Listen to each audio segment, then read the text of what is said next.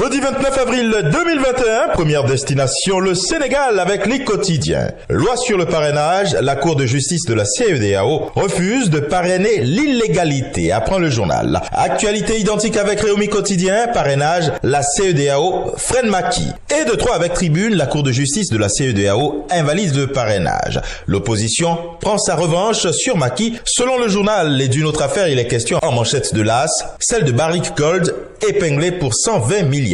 Fraude fiscale, le témoin renchérit. L'État réclame 120 milliards à Barrick Gold. En Côte d'Ivoire, le bélier intrépide s'intéresse à la situation sociopolitique du pays et promet des révélations sur le balai diplomatique chez Bédier.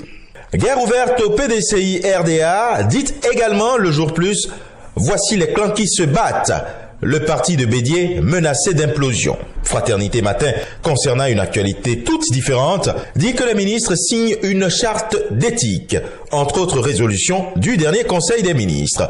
Suite à des critiques sur la gestion de la nouvelle numérotation téléphonique, la direction générale de l'ARTCI révèle. Les chiffres annoncés sont faux, de même que les documents publiés. C'est ce qu'on lit en manchette de l'intelligent d'Abidjan. On va au Cameroun avec le Messager, qui demande après la mort de Germaine qui veut déstabiliser la famille Ahidjo. Et le journal de proposer une enquête sur la candidature, vraie ou supposée, de Mahamadou Badjika Ahidjo aux dernières présidentielles soutenues sous cape par certaines élites du Grand Nord.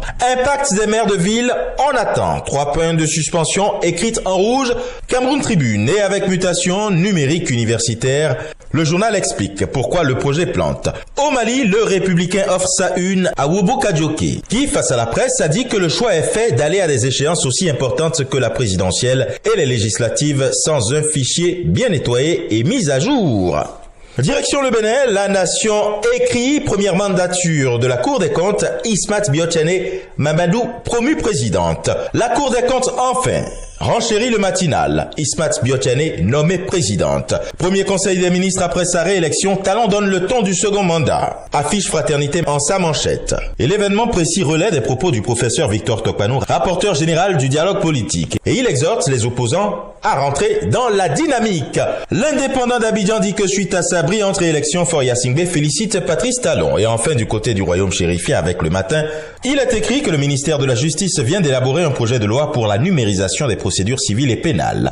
Bientôt doté d'un cadre juridique, les procès à distance sont partis pour durer.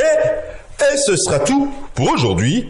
Mais encore, prudence, vigilance et surtout, n'oubliez pas les gestes barrières. À demain.